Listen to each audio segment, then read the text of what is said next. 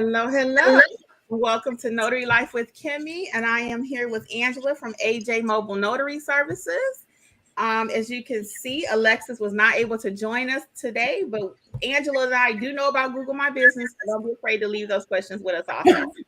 Okay, you can go ahead and start leaving your comments in the chat, and we will get to you soon. And Angela's going to go ahead and tell us what happened this week out in the field. Hi, everyone, and welcome. Hi, everybody. Hi, everybody. Thank you guys so much for joining us. And so I had such a great time this week. I love general notary work. I have a good time anyway, but I had such a great time this week because I had 3 repeat customers. And when they called me, a matter of fact, they didn't even call me. They texted me and said, "Hi, Angela. When can we meet up with you? We need to have something notarized." And the reason I wanted to share that with you is because I am their notary. You know how Kim says that people say Kim is my notary? It made me realize that I am their notary. And to top it off today, a couple texts me and says, "Hi, Angela, we have a deed today. What time can we come over and have it notarized?" So my original experience with them, but first I want to ask a question. When you get a call for a notary and you meet the customer, or is it just business as usual? Are you personable? Do you really show your personality? Or is it just, okay, my name is this, here's this. Can I have your ID? Can I have your document? Will you sign my book? I'm stamping here. Okay, see you later. Or do you really interact with the person? Do you show your personality? Do you converse with them when you're finished? Do you have a short conversation with them? I realized that, especially with the third person today, but with all of them, they called me back because they liked me. They liked Angela. They liked dealing with me. And the couple today, when they drove up, it was like we were old friends. Hey, Angela, what's going on? He was talking about stuff that he saw in the garage. And what is that? Just talking like it was me and Kim. And so when he left, he's like, when I come back the next time, that means they're going to call me for future notary jobs. I want to know what that means because I think this means that. And he was talking about a part on my truck. I'm like, I don't know what that means. He's like, when I come back next time, I really want to know what that means. So we're going to have an answer for that. I'm telling you guys, when you meet a client, don't make it just business as usual. Be personable. Have a chat with them. Have a short conversation with them. They are going to remember you because not only did you do a pro job for their notary service, but you were personable. You treated them. And even though they was like, "Hi, Angela," I still call them Mr. and Miss. Mm-hmm. They talked about the place on the corner that they love barbecue at. I was like, I think you missed it because it's closed on Mondays. They go, "Are you for real?" They come over here too because they said we love to come over here too because we can go to the barbecue place on the corner. When I told them it was closed, she's like, "I'm just going to drive out here anyway." Just conversation. We're laughing like we're old friends. So when you meet clients, don't just make it business as usual. Become part of their family. Become their friend in the sense of business friendship. And they're going to call you back. The other person that called me earlier this week called me and says, "Angela, we need you to have something notarized. My husband gets off at 6. I didn't charge them extra because he got my after hours. I didn't say I was closed at 5. I said, "What time can I meet you and where can I meet you?" Met them at Barnes and Nobles, gave them a discount. They was like, "Okay, I'll see you next time." So make sure you take care of your customers and your customers will take care of you. Yes, and I will tell you guys a slight confession. Sometimes my memory is not that great unless something crazy happened. So my repeat clients, I started trying to save their phone numbers and name in my phone because they'll say, "Hey, you remember you did this notary for me?" And if it was a normal, regular transaction, I don't remember. But if something happened with the animal or they had me run from here to there or something crazy, that's the client I remember. Unfortunately, the squeaky wheel gets the oil, right? Right. So we're going to say hey to a few people, those who are joining us on the replay. Hello. We're going to say hey to Celeste. Hey, John. Angela. Pamela's with us. We got another Angela in the house. Hey, Steve. Althea. We got a few people from training. Hey, Sharia. Mills Mobile Notary. Sweetness. Hey, Shirley. Miss Cece. Debbie. Hey, Ramona. We got Steve is here today. Yes, hey Steve. And we got Down South Notary. Hey, how's everyone? And let's see. Miss Debbie says, we'll start with our questions, guys. Miss Debbie says, or statements. "I am so nervous. I accepted my first signing." Congratulations. You got any questions really quick about that signing? What kind of signing is it? Let us know. Very good though. Congrats. And then let's see what John says. John says, "Hey Kimmi, I have a question. How do you handle when a person has no certificate? I carry loose leaves, but I obviously do not pick them. I explain them or call doc maker. What do you say?" So, what is doc maker, and who is that you're calling about that? I'm just curious. And I haven't heard of doc maker. It sounds like a company, maybe like a legal Zoom or something, maybe. But when it does not have a certificate, John, you have to ask the client. If you do not, that's called the unauthorized practice of law. So you have to ask them. And that sounds something like this: Mr. Smith, I have your document here, but there's no place for me as the notary to put my stamp. I'll ask you a couple of questions. They're going to sound similar, but you'll have to choose. I won't be able to choose for you because I'm not a lawyer. And then I'll just say something like, the first one, you're going to tell me that the information contained in the document is true. And I'll use one stamp or one your loose leaf. Or you can tell me that the information in the document is true, and I'm going to put you under oath, which would be the jurat, right? So they have to choose, and they'll usually say, well, it sounds the same to me. And I'll say, actually, it's a similar process. The only difference is I'll put you under oath under one, and the other one you just tell me. And usually they'll kind of laugh and say, well, I'll go under oath, put me under oath. Sometimes if they're in a big hurry, they just say, oh, it's true. And then you just use your acknowledgement. So anything different, Angela, or anything you want to add? No, that's about it. All right. So, hey, Maija. Maija was in class this past weekend. So let's see. Miss Debbie says, "Is a deed of what is a transfer of deed of trust? What should I be aware of? What do I do?" You treat all documents the same, Debbie. I don't care if it's a deed of trust, if it's a CD, closing disclosure. Every document is treated the same. That means your process will not change. You're identifying your client, skimming through the document, make sure there are no blank spaces, stamp, sign, and make sure your client signs if needed. And that's going to be your process. It doesn't matter what document. Anything else, Angela? That's it. Okay. All right, Angela. Let me ask you the answer first before I answer. Okay. So let's get Steve. Steve said, "Well, how many general notary jobs do you get on average per week?" I understand this is different from person to person, but just wondering. Thank you. You want to go first, Angela? I'll go. You're right. You're exactly right, Steve. It's different.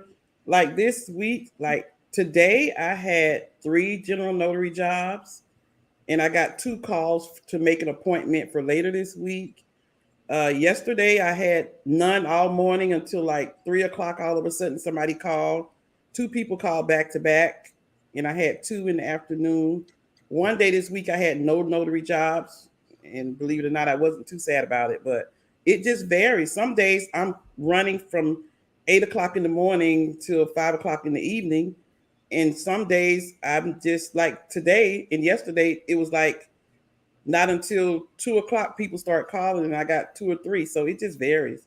And some days I do get none. True. And it's so funny because the days you think would be the busiest, like a Friday, sometimes I don't have anything on a Friday and my Thursday might be crazy. Mm-hmm. So for myself, I average about 3 to 4 per day. Again, I'm like Angela sometimes, depending on what time of day it is. If I'm already exhausted, like that last evening call might be like, oh man. So, but usually about 3 to 4, and it's not consistent as far as the timing. They can call at 8 o'clock in the morning. My next one might be at 2. The last one might be at 6 or even after hours because I don't usually turn down any money. I usually will go ahead and take them, and I don't usually charge extra after hours. But Angela does. So I'm going to learn from her. I do charge extra after hours. Yeah, I think I'm going to take a page from Angela's book and start charging after hours. So hopefully that helps you, Steve. But how's your Google page, Steve? Let me know. How's that doing? Drop it in the comments for me. And then John said, what about the flip side? They have a correct certificate, but nowhere to place the stamp without getting on wording, or so many cross-outs due to state, etc. Do you just pull the same loose leaf or ask? Go ahead, Angela. Well, it depends. Again, it depends on the document because if it's something from the DMV title transfer, they never have enough space. So I just maneuver and do the best I can, and I usually stamp over wording on those DMV titles and certificates. They've never returned one and said to do it over.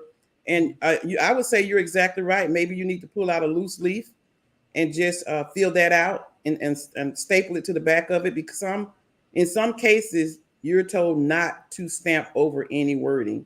And in that case, I definitely would pull out a loose leaf and add it to that. What about you, Kim?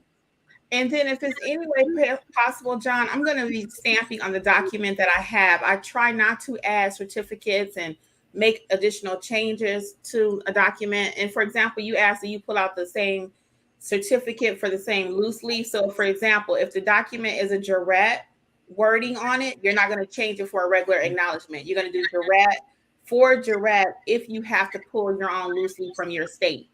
So you wouldn't change it. You wouldn't put an acknowledgement and then say, I think I'm going to put them under oath. No, if the document has a regular acknowledgement, you're going to add a regular acknowledgement. Okay, if that makes sense. So we're not swapping out notarial wording to make it fit what we want to, because again, that goes back to unauthorized practice of law. Okay, and most of the time, I'm trying to make it fit on that page if I can. Right.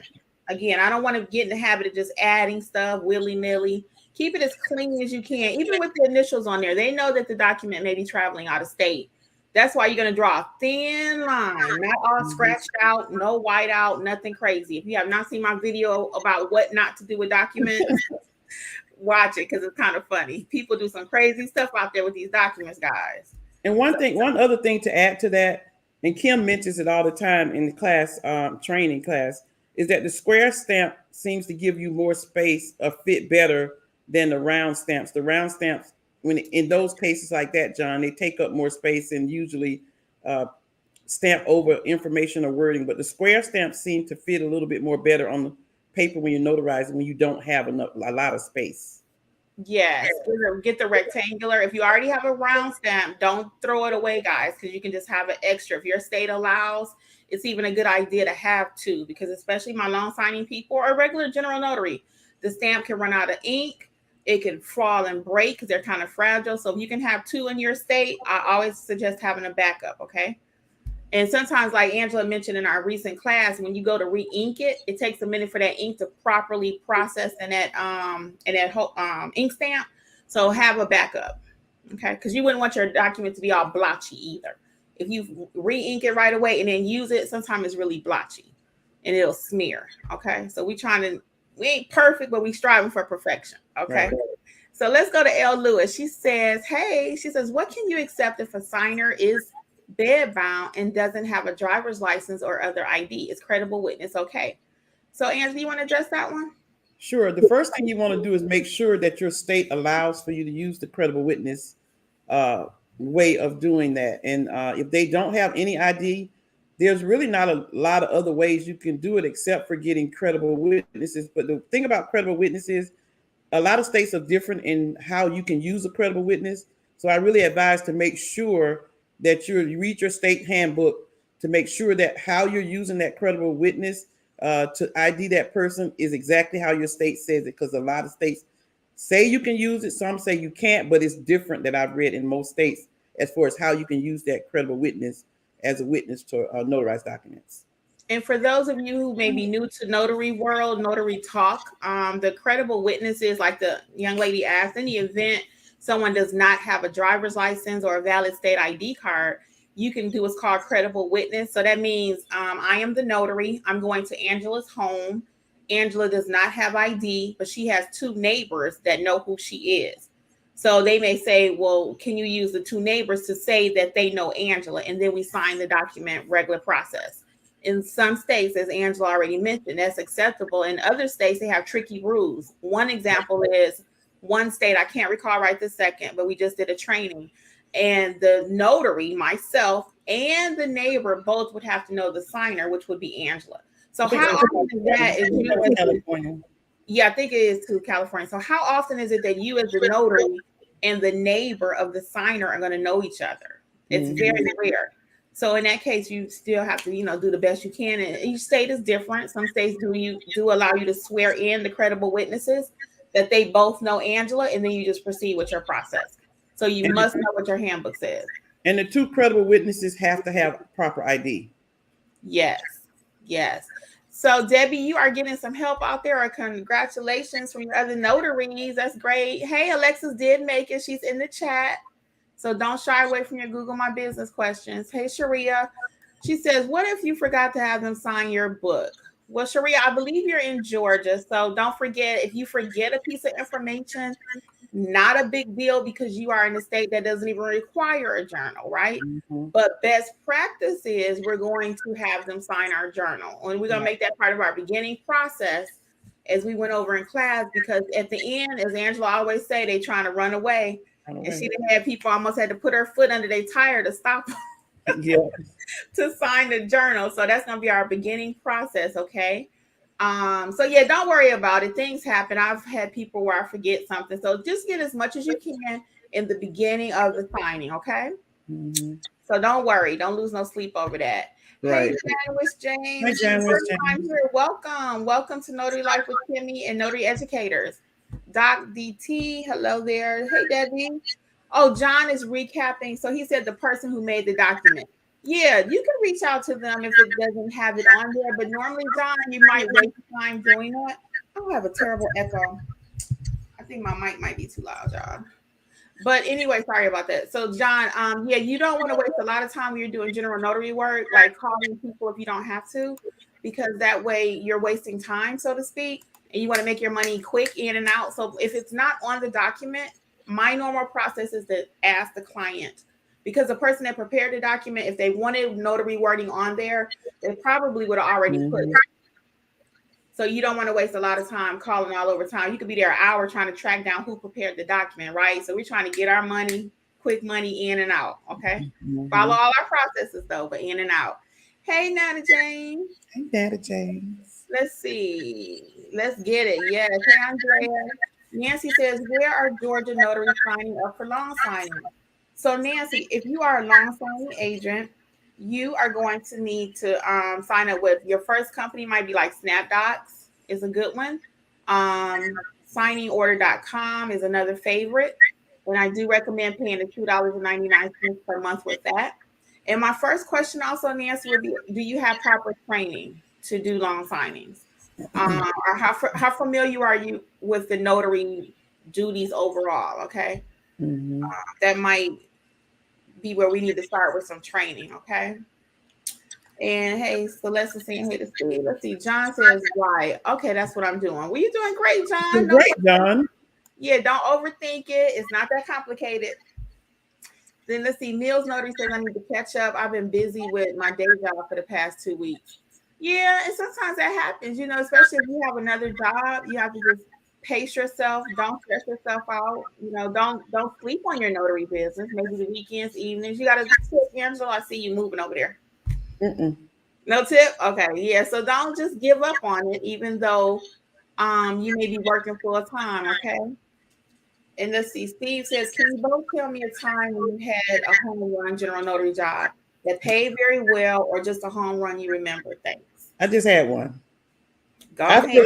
Steve, I feel like this was a home run the other night. It was 7:30. I decided I wasn't going to make dinner, so I ran out to get some wings.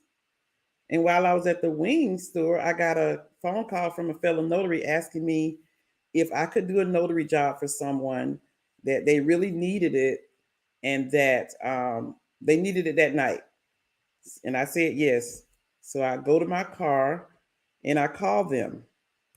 And they said, I got a notary job. I have this affidavit. I got to go to court tomorrow and I need it now. I said, okay. I said, well, it's after hours. It's late. I said, it's going to be $75.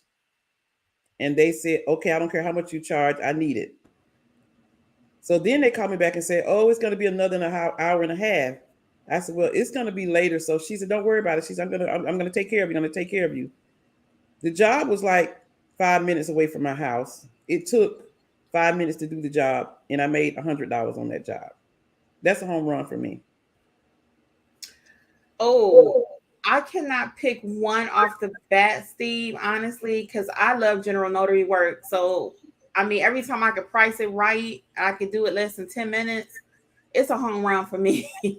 So I'm getting much better about pricing. And so I can't pick one right this second. I will tell you this, though, I'm very passionate about helping elderly people. So when I know that I've delivered great service and the family is pleased and took off some of that stress from them, that also is a home run for me. And that's kind of priceless. You know, even though I did make my money, but nothing like, knowing that you help the family in a time of need. Okay. We ain't gonna talk about that scene too long. You're gonna make me sad. Right. And when people need you, when you do a good job, people value you because the customer was like, "Can I please have your card? Because I may need you again." Yeah, that's true. That's true. All right, John, let's get you. Let's see. John said, I have some clients that have blanks on their documents, but not willing to complete or have NA placed on them. How do you both handle that? John, I think it might be sometimes in the way we say it, because I usually just kind of casually, if you act like it's super important, a lot of times out there, I notice in the notary world, notary streets, people will be like, they get all nervous too. But I just casually say something like, would you like to address that space? And they'll say, well, I don't want to put anything there. Oh, okay, let's just put NA. You think you should just put NA so they'll know you saw it, kind of push it back on them with another question. How do you handle that, Angela? The same thing. I don't make a big deal out of it. I'm going through the document with the client. And one thing that I always say, let's review your document to make sure everything is in order so it won't be kicked back, to make sure what you're using this document for will be acceptable to whoever needed. And I said, and I've even told them, we don't want something to happen where you're not able to speak for yourself, especially with power of attorneys and things like that. I said, we want to make sure that everything is filled out and taken care of so you won't have any problems. And usually I have not had a problem with telling them, oh, this is blank. What do you want to put here? Mm-hmm. That's what I do too. I usually, like I said, I push back on them. And it's kind of the way you do it. If you kind of are antsy about it, because the reason they may give you a little pushback, John, is because they're nervous and they really don't know what to put. Right. So when people get nervous, you ever notice some people get nervous and they get irritated because they don't know the answer? So I found that to be the case too. So a lot of times I try to de-stress all situations and I don't stress about it. So they don't take on that stress either. So yeah, just kind of casually just say, hey, there's nothing here. Would you like to, address this maybe with an NA? Because you're not telling them what to do, but at least, hey, did you put your eyes on it? You saw that this is a blank. Right. And depending on what the blank is, it may not be nothing for you to worry about. Because again, you're not there to document police.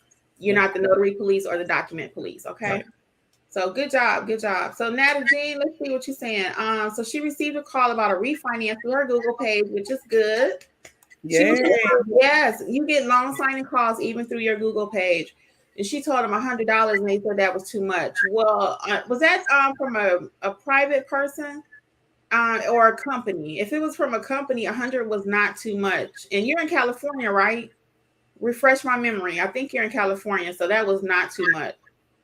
Okay, so let me know what state again. I think Cali. And then Nancy says, which ones are better for Georgia? So with the signing companies, Nancy, the ones that we told you, SnapDocs, as well as signing orders. So don't forget, that's why I'm thinking you might need a little training or at least a phone call with us. Look, you can leave a message for us at Notary Educators and we'll be glad to call you about what to do in the state of Georgia. But as far as being a signing agent in the state of Georgia, there are many, many opportunities. Not everything is going to be a refinance. Some things might be general notary work comes through signing companies nowadays. It might be a loan modification. Just because we're in the state of Georgia, every document that comes to us is not even from the state of Georgia. Don't forget, we're signed in the state of Georgia. Our commission is from Georgia, but we notarize documents from all over the world. So everything that comes to a signing agency or company will not be just for the state of Georgia. Did you want to say something? Only that I don't want her to feel bad because she told her price and they said it was too much, because refinance documents take a lot of time and effort. And then you want to make sure that they're done correctly, because if they come back, the person's going to say, oh, they came back and you're going to have to redo it and they're going to want you to do it for free. So that's a reasonable price for a refinance package. I think so too. And I believe you're in California. Just refresh my memory, okay? Andrea says, with the price of gas rising, have we adjusted our travel fees? So I have not yet, Andrea. Honestly, I was looking at the news before we logged onto the live, and in California, gas is over $7 a gallon. So if I'm in Cali, I'm probably raising my prices. But for us in Georgia, I think it's gone up a few cents or so. So not enough where I had to make any adjustments. For me, it'd have to be at least probably $4 or $5 before I would even consider.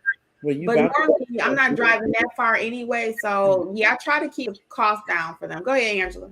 Yeah, we don't really drive that far. I was just in the general vicinity of where we live. But one thing that I have been doing that I noticed, I have more people come to me than I have been. I usually just drive in a minute. And like Kim mentioned, most of our clients and customers are close by within 10-mile radius. So none of them are really far away, but I have been having a lot of people come to me because we both take signings, out of our garage and stuff. So yeah, I have had a lot of people come to me lately. And that's another option too to get the cost down. Maybe have them meet you halfway. You can have what's called a virtual office. That's what we call it, anyways. Have them meet you at McDonald's. So, say they live a half hour away from you and you want to keep your price the same. Mm-hmm. Hey, if you come and meet me at this 15-minute mark and they come 15 minutes, you drive 15, you might can reduce the rate. So, I try to look for ways to turn a no into a yes. Mm-hmm. And how to make my money. So, if you find that they're pushing back because the prices are just too high, have them meet you somewhere. Put a little inconvenience on them, and they still need that notary, so right. they'll pay you. John, you are so welcome. He says thank you for everything we do, and he loves the videos. Hey, so Debbie, for the blank jurat, you can get that either from your state's website normally, or if you are a member of the NNA, you can download them there for free also. And depending on what state you're in, you might even be able to use the blank jurat stamp. And that's the one you're going to add to documents for general notary work. You wouldn't use that in loan signings, but if somebody brought you, you guys often know I say you can notarize a piece of paper, tissue, right? Mm-hmm. A tissue paper. If someone brings you a piece of paper, tissue paper with something on it, and it doesn't have any notarial wording, that's when you can use the jurat stamp or the acknowledgement stamp. And for those of you that are new with us, that might look something like me and Angela been out all night, and I want to sell her my cell phone. And then we just write it on a piece of toilet paper and say, let's call a notary. And they call you. It has no notarial wording on it, but we're going to notarize that piece of tissue, right? But we just have to make sure it has the correct wording and everything on it. So go ahead. That's it. Okay, good. So let's go to Celeste. Hey, Celeste. Celeste says she took the I-9 and the fingerprinting training. Yay! So I have many courses, guys, on our website at Notary Educators, LLC. For those of you in states that can complete the I-9, which is like a form where employers are asking their employee to confirm their identification. And then the ink fingerprinting, so you can add those to your Google My Business page. So Celeste, tell us what's going on with your page. Let us know. I think we acknowledged that Alexis was in the chat, so don't shy away from your Google questions tonight. Yeah, let us know how's your page going. Where are you in the next steps?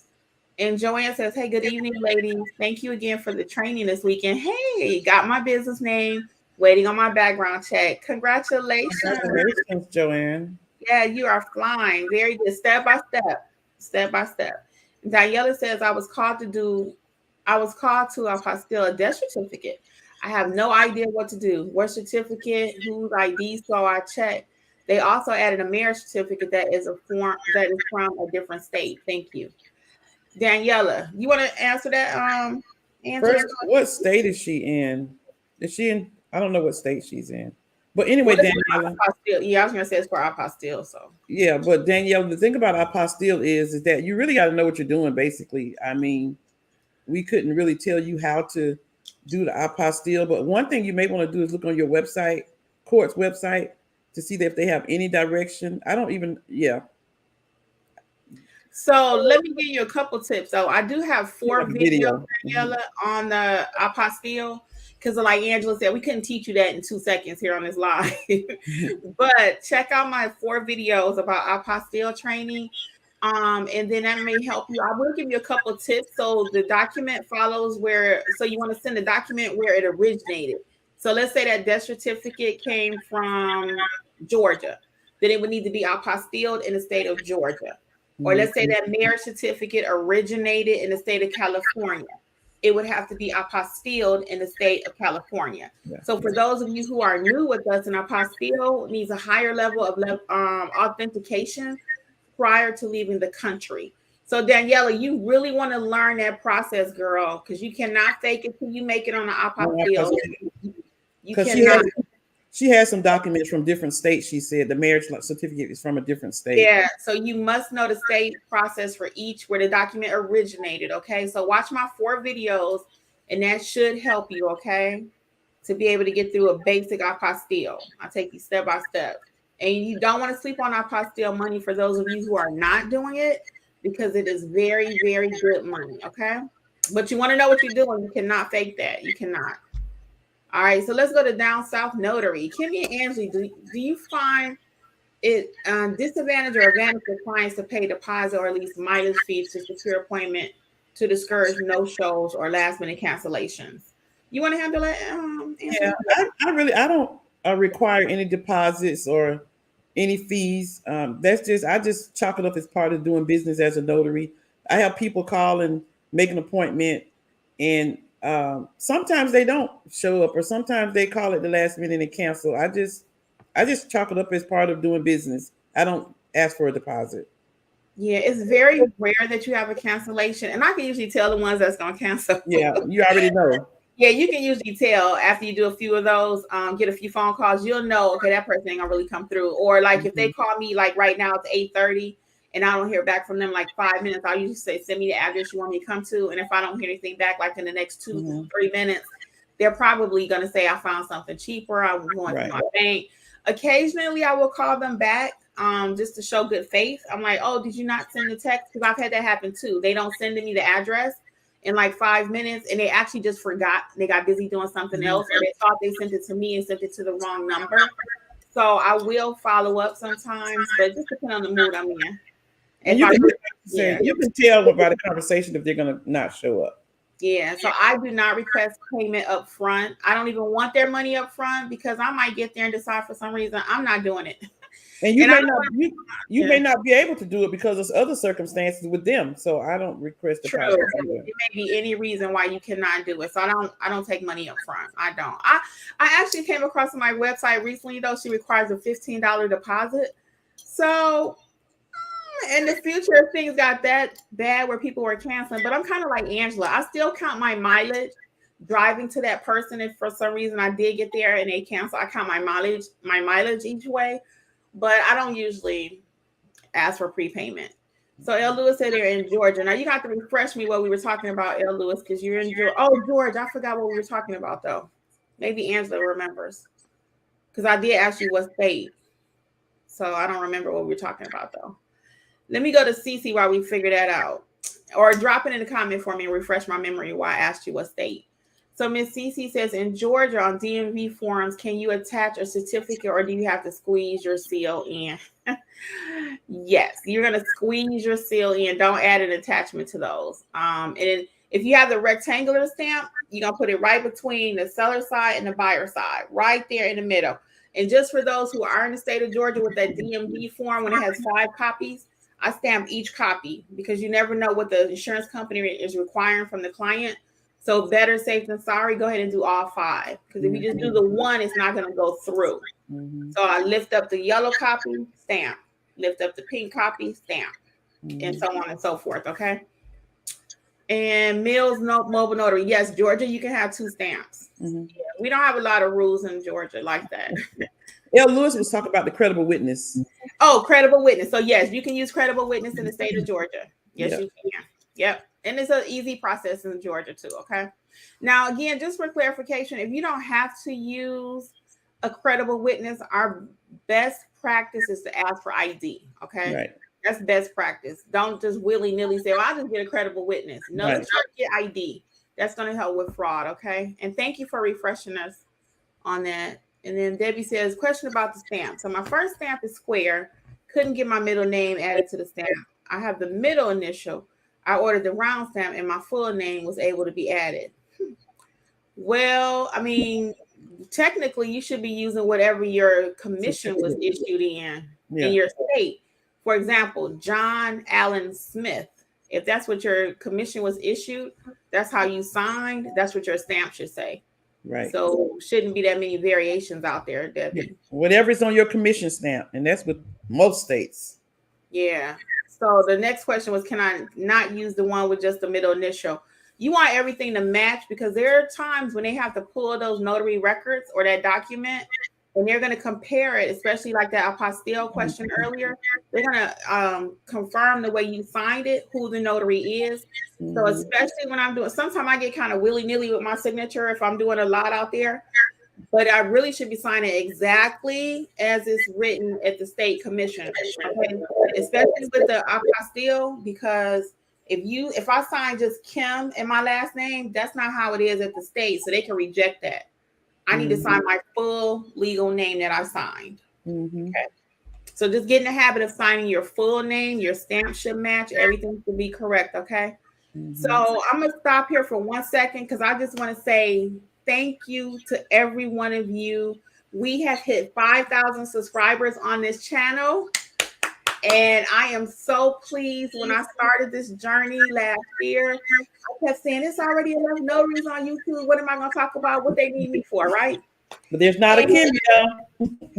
Yes. And I got to thinking, I said, I got something to say. I want to talk about it. So I started out thinking, I'm going to help my Georgia notaries. Well, as I got started, I realized, you know what? We all need help. I don't care what state you're in. So we don't just teach the state of Georgia. We teach all 50. And it's been our honor and pleasure to go on your journeys with you. Angela and I are tickled pink and Alexis when we hear your Google page is doing well. You get loan signings out there. So we are loving each and every one of you. And we thank you so much for your support to our channel and notary educators, okay? And also the thanks for the condolences, guys. We really appreciate that too, my family, okay? Yeah. So let's keep going. Did you want to say something, Angela? No, we're just excited. Okay. Kim hit 5,000 orders. Yes, we are so excited. So let's keep going though. So Gina says hello. Hey Gina. And then Shantia says hello, I'm in Georgia. Can I do a loan modification? Yes, you can do a loan modification. You can do a loan modification. It's a lot of so in the state of Georgia, there are like 5 or so documents that an attorney must explain. So you will never be asked to do a refi by yourself in the state of Georgia. You will never be asked to do a seller's package for a property in the state of Georgia. Certain things must be completed by an attorney. Okay. When I say seller's package, I mean, oh, sorry. When I say seller's package in the state of Georgia, I mean a new purchase with a loan attached to it. You will never be asked to do that. That's only an attorney can handle that. Okay. You have anything to add to that, Angela? No, except for you'll do it, but the attorney will be on the phone with you while you're with the customer.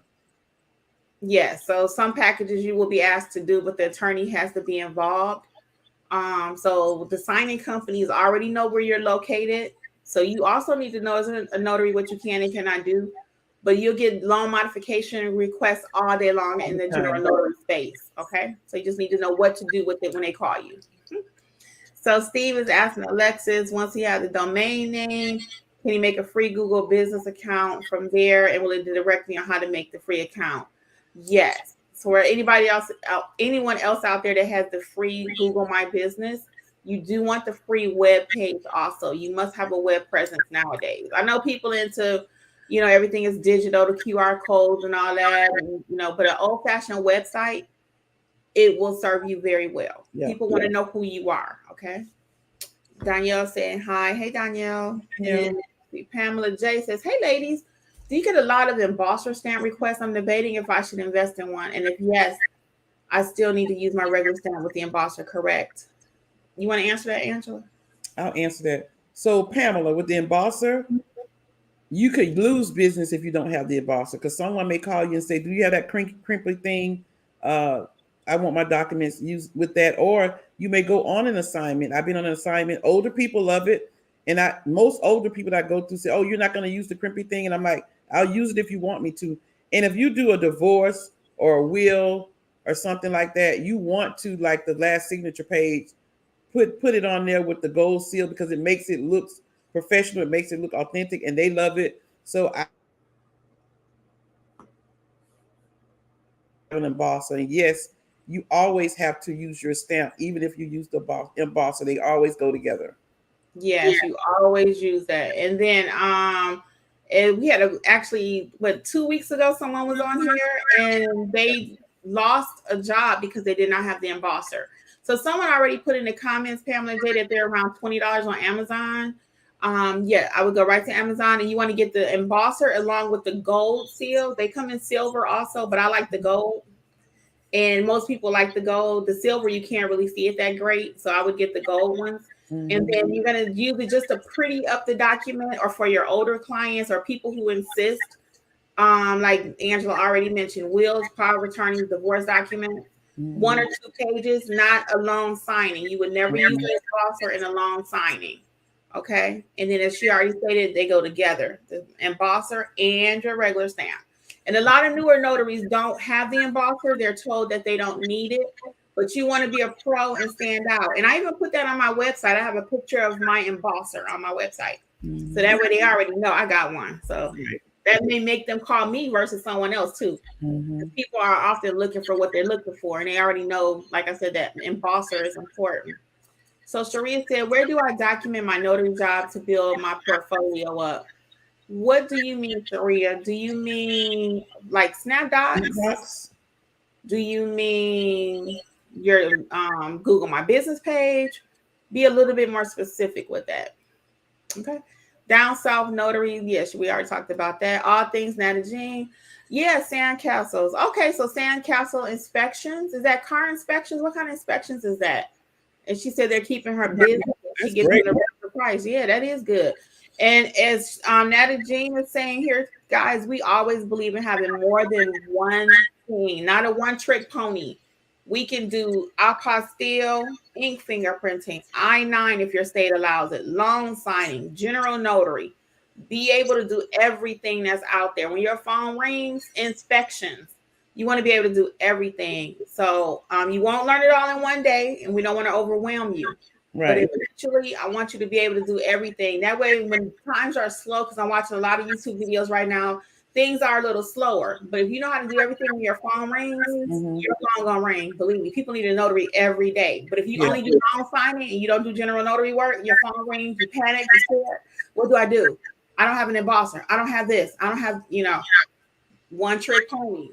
The dog can only do one little trick. You get tired of looking at that, right? Right.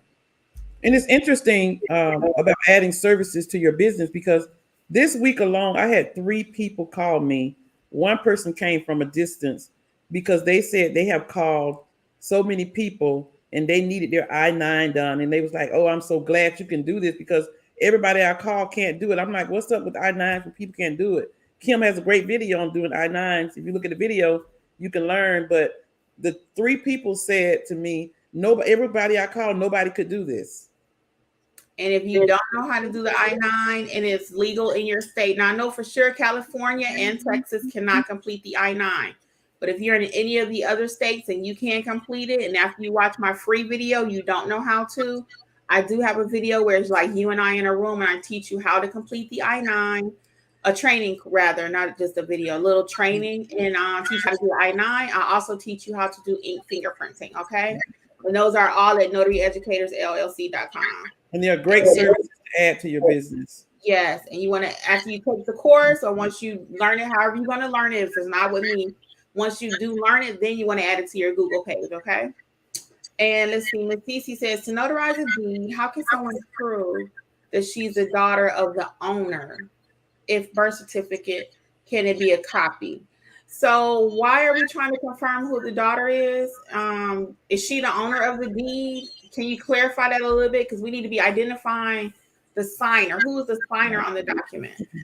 And you can't use the birth certificate as ID. No, it is not ID. And no transaction. So it doesn't really matter about that part as far as the birth certificate. No. Good catch. Steve says everything is awesome. Congratulations. Thank you, Zaya. We are so excited. Steve, yes. And let's see. Mills Mobile. Awesome, Angela. They would have been afraid to ask. Am I ever afraid to ask him? No. No. Angela's not afraid to ask. Okay. So let's see. Pamela, let's see. Val says, what do you charge for the I-9? So I charge a travel fee for the I-9 because normally they have their own form. But if I provide the form, I print like 10 extra ones and have them in my bag. I have a little folder that I've created. Watch my I-9 video. I have a little folder that I created with all my I-9 stuff in it. You must have the instructions printed, which is about 15 pages. I keep extra copies in case they mess up or I mess up. And then that starting price for me, normally like $45, because I don't leave my house under like $40, $45. I-9 is kind of specialty. It's not regulated by your state also. So you can charge even a little bit more. And as Angela already mentioned earlier, a lot of notaries don't know how to do it. So by the time they call you and they say, I called 3 people, they don't know how to do it. That lets you know you can put a premium on that. Yeah. Okay. Anything else about I-9, Angela? No, and just also remember, it's going to depend on your demographics and your locations. It's value and price is always dependent on your demographics and location too. Mm-hmm. And then Mercedes. So, hello, congratulations on being a new signing agent in the state of Indiana. Does anyone know what platforms to start with? Yes, the same one everybody else start with: Snapdot, Sign Order, and you can go to 123 Notary. And they have a whole list of hundreds and hundreds. Some of them may be closed, but just kind of check and read the reviews. I also recommend notaries go to Notary Cafe so you can get an idea of what other people thought about signing companies. So we're not going to take what they say to the letter of the law, because it might be like Angela had a bad experience working for ABC 123 signing company, but I work for them. I had no problem, but I might look at what Angela said about them to give me an idea if I want to work with them or not, if that makes sense. Okay. So let's see here. Angela, let's see. Oh yeah, Callie, it was a private person. Yeah, I don't think 100 was too much. That just was not your client, Nata Jean. So we talked about earlier, for those that are just joining, she had a refi that a private person called her for the state of California. No, not too much. No, we know everything in California. Matter of fact, you probably was underpriced in that. Underprice yourself. In Cali, yeah. So that's okay. That was not your client. You just keep going, okay? So Angela Stuckey says, new notary. Congratulations. Congrats. It's very difficult to find a mentor in my city. Any advice? So Angela, I'm going to go on a 2-minute tangent here. A lot of times we find people are asking for a mentor, but they actually need training, okay? So let's talk it out. You can call complete a form at Notary Educators LLC, and let's see, do you need training? And as far as finding a mentor, honestly, people don't want to just give you their time. They're actually working. So that's another reason why I push back on, do you need training or do you need a mentor? Because Angela and even myself, we don't have all day to sit and tell you what kind of ID you can accept. So that might be a training issue. Now, if you have a one-off or weird document, it's like, I've never seen that before. That's where your mentor is going to come into play. So let's find out, do you need training or do you need a mentor? Okay. I actually have that video on the website at Notary Educators too. Kind of watch it and then just see what you need. And then one more tip I'll give you, if you just want to try, sounds like you've already tried to find a mentor in your area, but Google notaries near me, find the one with 5 stars. They tend to be super nice and they might give you a few minutes, bring something to the table, offer to be a witness for them. Maybe they may go ahead and kind of wiggle you into their schedule. Hey, if you ever need a witness, let me know. So if you just go to them saying, I'm new, trying to learn a business, 99.9% of the time, they're going to blow you off. That's just real talk. And you already experienced that. So I'm not saying nothing that's, that's new. You going to say something, Angela? I'm saying you're not saying anything that's new. Yeah, I'm not. And you'll see it all day on YouTube too. So I highly recommend, let's see if you need training and then let's get you in the proper steps. Okay. Where can I find a medical director POA form online for free? You can Google it, 5th generation. Yeah, just Google it. You'll find one. Worst case, you might try Office Depot. I think it's only $10. They sell POAs. Amazon even sell them. Yeah. So I don't know about completely free, but I'm sure it's one out there. You guys just use, and medical directives are usually specific to the person wishes and things like that. You may have a general medical directive that you may be able to find, but I also find that what's the name of the company, that they're really inexpensive. The legal Zoom, yeah. LegalZoom is really not that expensive for forms and stuff. Yeah, so you can be able to get that done kind of reasonable. And that's very important too. When you go to make medical decisions, you want, in case you cannot make them for yourself, you need somebody who can speak for you. You don't want the family fighting and arguing. And that's a tip, guys. You can put on your Google My Business page, what is a POA? And I have that on my channel, on my Google My Business page too, like a 30-second snippet. and just explain what that is. Once you find out what it is, put it on there so people know that you know what you're talking about. Okay, that's gonna boost you up in the algorithm with Google. So Nata G says everything is, the gas is super expensive. It's like $6. Yeah. So if you find you have to increase your price due to the gas going up, then that's just what you have to do. They realize that, you know, but if it's only $1 right now, again, it depends on how far you're traveling. Right. So that's why I'm gonna push back on that gas thing. Don't let that be an excuse to try to raise your prices and then you price yourself out the market. You understand, if it's just 50 cents here and there, can you eat that in your business? Probably. But if it's like you got to drive an hour each way at $7 a gallon, then we might have to figure something out with the money. Okay. So L. Lewis says $3.95 in Augusta. Yeah, it's getting up there. Andrea just says thank you. Mills Mobile had a signing at Publix. That's nice. You can have signings anywhere. Post office.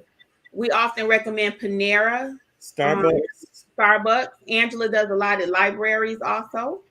So you can have mobile offices everywhere. That's cool. Great advice, Andrea. Thank you. Ramona's question is, can we do a refinance paperwork in Georgia? I thought that fell under being a loan signing agent. So Ramona, this is just something I'm going to go over kind of briefly here because we could be here all day with the Georgia thing. And we don't mind having a conversation with you at notaryeducatorsllc.com. So we have to remember the state of Georgia does not recognize the title loan signing agent. That's okay. When you get your documentation from the National Notary Association or any of the other states, that's what they call that position.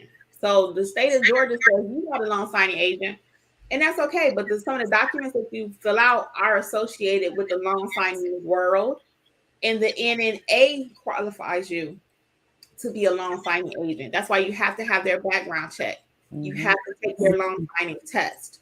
So that might be a little confusing. So if you need a one-on-one, like an intake call, we can explain that a little clearer for you. But yes, it's true. The state of Georgia does not recognize the title loan signing agent. But that doesn't mean you don't have loan signing duties, okay? That you cannot do some of those duties out there. All right.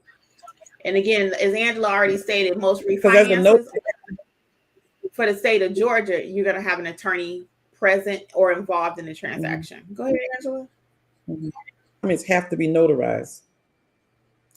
I don't know if I froze or you froze. And you are a notary. Can you say that again, Angela? Because I don't know if I froze or you froze. I think you froze. I said because the documents have to be notarized and you are a notary. The only difference is that an attorney may have to be on the phone while you're notarizing the documents. Okay. Very good. Jolisa says she does a lot of signings at Panera in Augusta. Yes, that's a great place. Daniela's in Kansas. Hey, welcome. Down South Notary Services says they hit $4. Okay, $4 for gas. Think about joining Sam's Club or Costco to get a discount. That's a great idea. Fifth Generation says $3.99. Althea says, hey guys, waiting for my postcard from Google My Business. Still have to get business site with name and thinking about changing it. Yeah, get with Alexis and she'll be able to help you. Althea was in class on Saturday. Hey, Angela, our other Angela. I'm a new notary. It has been so difficult to find a mentor. So yeah, we kind of just talked about that. Again, no one's going to probably take time to mentor you like you're thinking. Let's see if you need training. Reach out to us at notaryeducatorsllc.com because a lot of times, as already stated, you think you need mentorship, but no one's going to go to every signing with you. So if you get proper training, that's going to eliminate some of that mentoring that people think they need. Okay. Let's talk about that. Althea. Alexis is saying reach out to her, Althea. And so Lex says, business page is asking for pics of my business to be verified since I am mobile. I need to take pics of my car showing notary supplies. Today it was raining. We'll take pics when weather clears. Okay, yeah, that's a good idea. So they're asking you for pictures. Because usually if you have an address, they'll verify. Google will locate you and verify the picture that way. Yeah. Unless you don't have work. Yes, they will verify it. So that's interesting that they want you to do a picture of the side by your car. Because they actually end up taking a picture of my house. Yeah, they do it on Google Maps. They did it on Google Maps. So you have to be careful with that because if you don't have a picture, Google may lock your account or something. Yeah, be very Right? careful because Google Is that do right, not play. Alexis? Mm-hmm. Yeah, Google does not play. So yeah, for the credible witness and Lewis, L. Lewis, yes, you can use it in Georgia. Yeah, we talked about that one.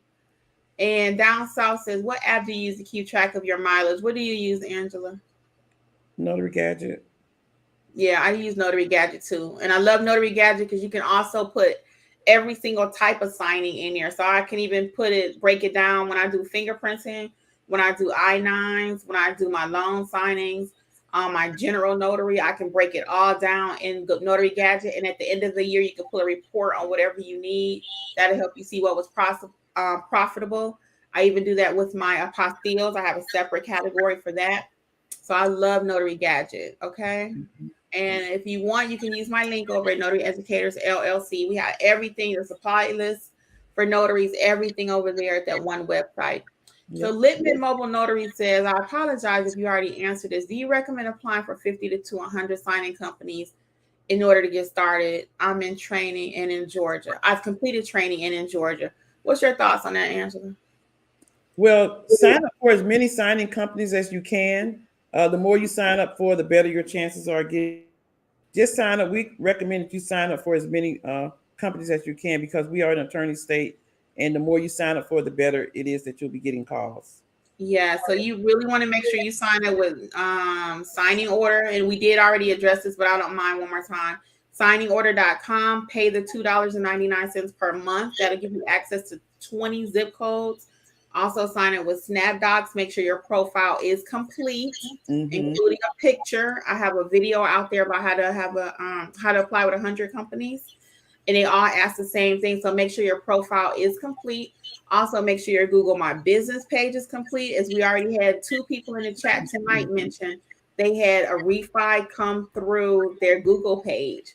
So make sure we have everything that's available, that we're using everything that's available to us, okay?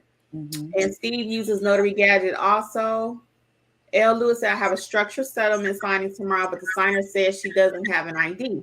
She has a birth certificate and other official docs. Can I use neighbors? I'm gonna say this about that, Kim, if you don't Go ahead, mind. Andrew. No, go ahead. You can use credible witness, but I would be very careful about this particular notary signing because it's a structured settlement, and that thing is very, very important. That document, a structured settlement, that's up there on like the top of the list is being very careful to make sure people have the ID that's necessary in order to ID them. I would just call them back, L. Lewis, and check with them to see if they have any ID. I don't even know. Personally, for me, I don't know if I would do this if they didn't have any ID. It wouldn't be worth it to me to do it because they have a structured settlement. Yes, you can use credible witnesses as long as they have IDs, but that's just for me. I don't know if I would do a structured settlement because that's involving transferring money and you getting money, and they don't have an ID. It's hard for me to believe that they don't have any ID. I mean, she can go get an ID card from Georgia, DMV, or wherever. And then I'm going to push back also because the signing company, I guarantee you they want her to have an ID. So if you've not talked to the signing company, I would definitely reach out to them and let them know she does not have a driver's license or a state ID card, because I've done those before and they're very, very meticulous about what is happening, because again, that person's having some financial problems, some kind of way, something's going on, and you do not want to be holding the bag on that. So reach out to the signing company and say, hey, my signer doesn't have ID. Are you okay? Ask them, are they okay with that credible witness thing? Because I guarantee you almost they're not going to be okay with that. They actually normally want a picture of the ID that was used. They normally ask you for ID for those. So be very cautious of that kind of transaction, okay? Again, we're not saying you can't use it if your state says you can, but in Georgia, of course, you can. But that's our last option. We want to make sure we use some kind of ID. So Debbie's just saying thank you, Steve. Yeah, congratulations to us. Thank you guys so much for all your support. Thank you, Alexis, for being part of the team here, helping us to get things done. I do thank Alexis and Angela Also, and my husband Jeffrey, who's camera shy. You guys know Jeff won't come on. I'm trying to make him come on, guys. In the next few weeks, I'm going to do like a little special with a few different notaries. So I don't know how y'all going to reach out to him, but I really want Jeffrey to join us, okay? But thank you to everyone for all your congratulations. We really appreciate it. Let's see, was there any more questions at all before we, let's see, really move on? Thank you, Makiba. We try to be patient, girl, and thorough. Let's see, the loan mod is coming from a private person via Google. Yes, you can do that. You just want to make sure you ID your person, okay? You normally have 2 notarizations in that, Miss Shatina. Normally it's only 2 notarizations. Make sure you ID your person, okay? Pamela, it's our pleasure. Angela, a good amount for E&O insurance. I'll just go quick through a few more of these. Is at least 25,000, Angela. Depending on what you plan to do. If you plan to do more direct signings, you may want a higher amount. Or if you just feel more comfortable, I have 25, Angela. I have 25 too, and that's the minimum that you need, so it works. Right. So I think 25 and that's the minimum you can have anyway. I know they sell it as low as 10,000, but to work in the industry, you must have 25. And do what's comfortable. Do what's comfortable for you. If you feel you need 100,000, then we're not saying don't go get it, but the minimum required is 25, and that's what I have. Mm-hmm. And Celeste, we're gonna do a few more really quick. Celeste says, does it matter that my name on the embosser is upside down? It doesn't, because it's really just to make the document look pretty. Mm-hmm. I saw your question in chat the other day, our private chat, but I've been kind of like on a bereavement, so I'm trying to stay out the loop. It's hard, but yeah, you don't have to buy another stamp. Just get your gold seals, and you're gonna always be using your ink stamp anyway. So the embosser is just to make things look pretty. Okay. Let's see a couple more. Can you clarify my receiving of this prize? I'm not sure what that is, Andrea. If you're even talking to us, that might be a private conversation. Right. And then Val Ross says, sorry to ask so many questions, but as you add a skill, can you update those to your Google My Business? Yeah, Val, that's exactly what we're saying. Every time you learn something, add it to your Google page every single time. Yep, very good. The more you know, the more money you can make, okay? And that way, again, we mentioned it earlier. A lot of times I hear people saying the market is slow, things are dying down, there aren't any loan signings. That's okay. You know how to do other stuff. Add it to your page as you learn it. Don't put nothing on there that you can't do, though. Don't fake it till you make it. And Littman says, do you find that loan signings available during the time if you want to work past 5 or 6? Yeah. Angela, you want to talk about that? I have them all the time. I have to have calls for 8 o'clock in the morning. I have an appointment Thursday for 11 o'clock. I mean, it just depends on what time the person wants to meet. And even the loan signing companies, I don't know if she's talking about personal with the loan signing companies, but if you're talking about with loan signing companies, you just put your availability. If you can work from 6 a.m.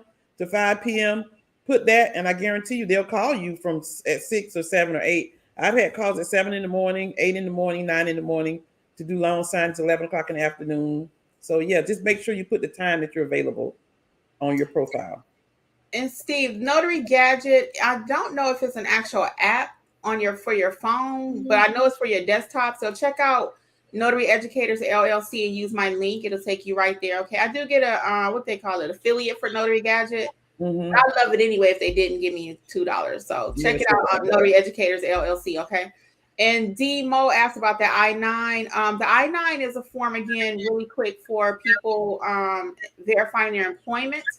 And the state of Texas does not allow that. And California does not allow notaries to complete it. But most other states, notaries are asked to complete that. And you want to know how to do it when they call you. Okay. I have a video for free out there and have a training course that can walk you step by step. Okay. And Nata Jean says she told the lady 100 was cheap because then people charge 150. Yeah, you're right. And then don't get in the habit of fussing with the client either. If they don't want to pay you, they're not your client. Just let it go. Well, thank you. You can call me another day if you can't find anyone. It's my pleasure to help you. But a lot of times, matter of fact, every time, never argue with your client. The client is always right. It's still the golden rule. Okay. And they may not be your client. That's okay. Terry says, ladies, I just want to say thank you so much. It's our pleasure. Look forward to hitting a million. Let's see if we hit a million. That is funny. But spread the word, though. If you know anybody looking for notary information, we'd appreciate it. And then can we repeat the website? Yeah, our website, D, is notaryeducatorsllc.com. And I'm sorry, I just assume everybody looking at the screen. You might just be listening. Notaryeducatorsllc.com. That's a good tip for going in the future, D. Thank you. We'll slow down on that. So what determines pro status on Notary Cafe? Money. So I don't pay for anything on Notary Cafe. If you pay extra money, they give you that status. So I have never gotten a job from them. I actually canceled my membership, but I love Notary Cafe, the free part, because as I stated earlier, you can get tips on other signing companies, what other notaries have thought about working with them. So I actually love Notary Cafe, but I don't pay any money for them anymore. I used to pay $5 per month. And they say it's just the cost of a cup of coffee. But if I'm not benefiting from it, that's $60 per year. I'm that person. I'm like 5 times 12, So no, I'm not doing it. We'll do a few more. I know they're going to kill me for going over, y'all. So Les says, as a notary, is it okay to point out the date of birth difference between the document to be notarized and the ID? Everything else matched, but the date of birth is what? What's your thought? I didn't quite understand the question. It looks like the date of birth is different on some document than it is ID. No, it needs to match, Celeste. Yeah. If the date of birth in the document and you're notarizing for me, and it just say the birth date is 11/17/2020 or whatever, it needs to match the document. Why would it be wrong? Yeah, the document may be wrong. Yeah, so if it is wrong, they need to get that corrected. Or they need the initial or something. You can't. Certain things are a given. You can't just say that's okay, because the document might actually belong to someone else. Right. Okay. Hey, Lynette, good to see you too. Thank you for joining us this evening. We appreciate it. And then Nata Jean says, do you think it's wise to change your business hours to 24 hours on your page? It's funny you mentioned that. I'm getting ready to talk about that in the video. If you're not open 24 hours, don't put 24 hours. Because they're going to call you at 3 a.m. and you're not going to answer. That's poor customer service. I know people are of the mindset, put 24 hours and that they can get you with your voicemail and you catch it the next day. I know that line of reasoning, but I don't think that's good customer service. If I'm not open at a certain time, I shut it down. If I know for a fact, like I changed my hours recently to 5 o'clock. So I'm not going to put 8 o'clock knowing I'm not leaving my house no more after 5 or after 4. So I think honesty is the best policy there. Angela? I agree. I changed my hours in the wintertime for earlier. In the summer times, I change them back to like 6. But if I'm not getting up at 12, 1, 2, 3 to go anywhere. So if you can't get up or you're not going to answer your phone, I wouldn't change it to 24 hours. Yeah, I would not. So just put what it is. They'll call you the next day if they need you, or they have to call someone that actually is open 24 hours. I mean, you're not going to get all the business. And I do want to go back to the question we had earlier about signing. I think that was referring to loan signing companies after 5 or 6 p.m. You do receive signings as late as 8 or 9 o'clock. I've had my latest signing was at 9 o'clock at night. So yes, even though you're full time, you can be a loan signing agent. Will it be a little bit more challenging? Yes. But people need signings done 7 days a week, sometimes on Sundays. So after hour signings, you can even request more money. They might need you to be a witness sometimes after hours or actually complete the signing. So yes, you can make money in this industry whatever time of day it is. Okay. And regarding the 24-hour thing, I've had people email me from my Google My Business page website, and I get it. It came in at 1:30, 2 o'clock in the morning. So if people are going to find you, they'll use you through your Google My Business website. I've had plenty of messages from my website of Google My Business of people up at midnight, 1 o'clock in the morning. I get up the next morning, there's an email requesting me to contact them because they need a notary. And that's another good tip that Angela just mentioned. Make sure you have that activated on your Google My Business page where people can message you. You can actually even add a calendar where they can get on your calendar through Square. I don't personally do that anymore because I like more control. But if you're just starting out and you want to make sure you don't miss anybody, you can let them access your Square calendar, add it to your Google page, and then they can get on there that way. Alexis is also agreeing too. She's saying make sure your Google Google page is updated to reflect what's actually happening. So don't put anything that's not true, okay? So if I call myself a mobile notary, can I use various meeting places if I don't want to go to their homes? You sure can, Terry, because you're still driving. So yeah, you can call yourself a mobile notary, but they got to meet you at your virtual office, and they can save money that way too. And then Alexis did mention, as long as you're willing to answer your phone literally 24 hours, then go ahead and put 24 hours. If you're not, don't do it. So we are going to get ready to wrap this up here. Let's see a couple more. Do I have a breakdown of fees in your training videos? No, I do not have a breakdown of fees. However, I do have 4 videos demo about how to price your jobs. And I think that would really help you if you watch those few videos, how to ask questions. I always say questions equal money. Attorney state versus title state. Sounds like you're really new to the industry. That attorney state means an attorney must be present. Your title states would be your other states where they don't have to have an attorney involved. And they actually make a little bit more money because there's no middleman as far as the attorney. It's usually the notary and the client. Okay. And did you use your home address or virtual address when setting up your Google? That'll be a personal thing, Ramona. I actually do use a home address, and a lot of notaries have an issue with that. But your notary information, honestly, is a public record, so they can find you no matter what. You know, I don't recommend it in all cases for security reasons. If you don't feel safe, don't do it.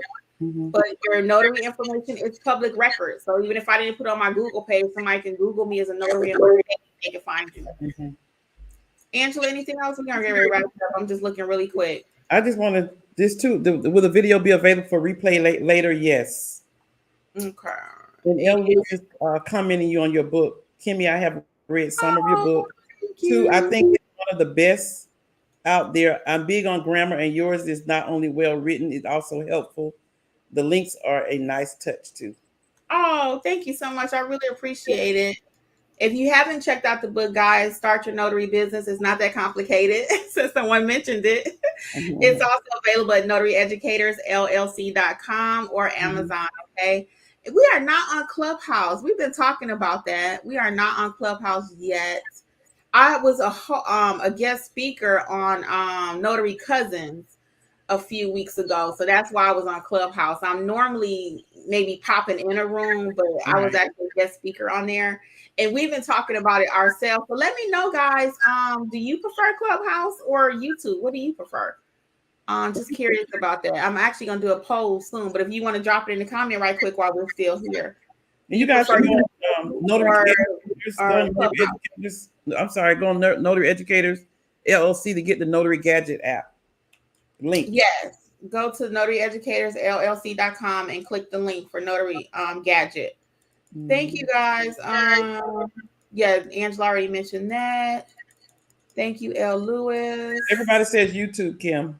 Oh, YouTube. Okay, real quick. L. Lewis says she got a signing as late as 10 p.m. So wow. So yeah, if you're willing to work it, you can get the hours. I'm telling you. And don't quit your 9 to 5 right away, Danielle. I know you may be trying to get away from it. Work into it. Okay. Last thing we're going to address and we're going to wrap it up. So e-notary versus Ron. So all of that kind of fall into the same category. So e-notary could be a couple different things. Maybe some of the loan docs have been signed electronically, and then a person may have a tablet and they have you take the documents, the rest of it that need to be signed with the client right there is one way. And then the Ron is also similar. It's all electronic. So all that e-notary, remote online notary is all done electronically. Okay. Danielle said she got off of Clubhouse. So it looks like Clubhouse and YouTube. Yeah, I see you all over now, Jean. Too many notifications. Everybody look like YouTube. Okay. So Clubhouse is an app that used to be only for Apple users, but now anybody can do it, Apple or Samsung or Android users. So it's more audio, no visual. So you can just hear people and they pull you up to the stage. So it's kind of interesting. I think I kind of like YouTube too. But I like YouTube too. I just like talking, y'all. So it don't really matter. And last thing, I got to answer this one. So how do you feel about debt settlement? I don't do them anymore. If I really needed my money, I would go ahead and do them. Because sometimes you find you get there and people change their mind because they really start reading the fine print. and they're like, Mm-mm. they don't want to do it. So, so that's why I kind of stopped doing them. I had too many people that was like, no, once I got there. So, and it kind of had to deal with your morals. I mean, you know, not that you're a bad person if you do them, because you're just the notary. Remember, anything we do, you're only the notary. You're not there to give advice. We are to remain neutral. So if it's part of your business plan, and if you have the patience to explain it to people, go for it. Yeah, there's nothing wrong with them. You know. So we are going to end up wrapping this up. Any final comments, Angela?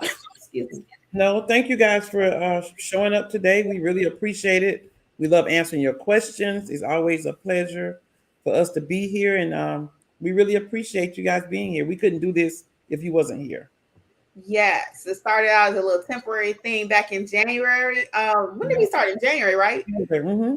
Yeah, we started in January, and the people have been loving it, and we enjoy doing it. We missed Alexis tonight. We hope all is well with her, and we will hopefully see you all next week, all three of us. Okay, until next time, this is Notary Life with Kimmi and Angela from AJ Mobile Notary, and we appreciate every one of you. Okay, much success out there.